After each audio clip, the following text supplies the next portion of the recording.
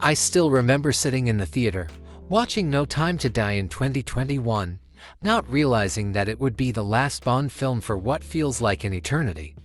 The wait for the next installment has been agonizing, easily the longest gap between films since the franchise began. But now, at last, there's movement. Amazon, which now holds creative control over Bond's future, has fast-tracked production, and it seems like we finally have a release date in sight. The shift in power is significant. Amazon MGM recently made a deal with longtime Bond producers Michael G. Wilson and Barbara Broccoli, giving them a co-ownership role while Amazon takes full creative authority over Bond 26 and beyond. For the first time in decades, the future of 007 is in the hands of a new decision-maker. And Amazon isn't playing it small.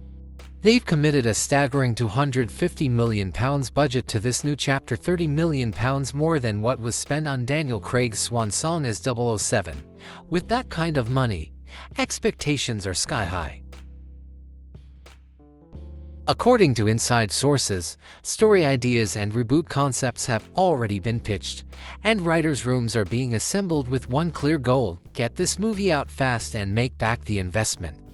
In fact, Amazon execs have wasted no time in setting things into motion.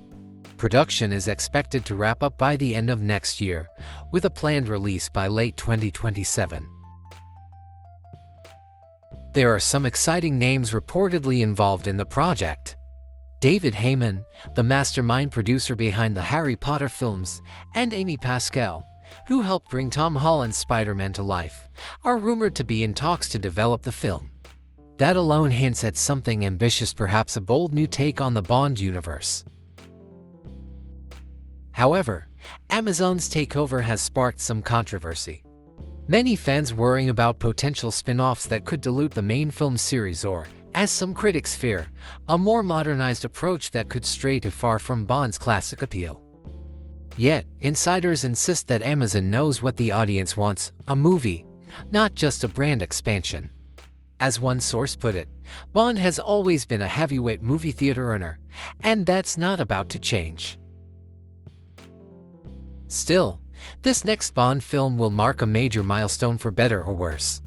When it finally hits theaters, it will tie the record for the longest wait between Bond films. The current record, 6 years between Timothy Dalton's License to Kill 1989 and Pierce Brosnan's debut in GoldenEye 1995. That's the kind of patience Bond fans have had to develop over the years. And of course, the biggest question remains: who will wear the tuxedo next? The search for Craig's replacement has intensified in recent weeks.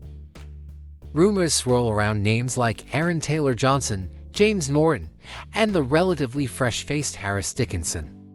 Meanwhile, actors like Michael Fassbender and Naomi Harris have thrown their support behind Bridgerton fan favorite Regé-Jean.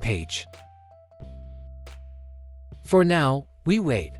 But at least we finally have a timeline. If all goes well, Bond will be back just in time to remind us why the world still needs its most famous secret agent.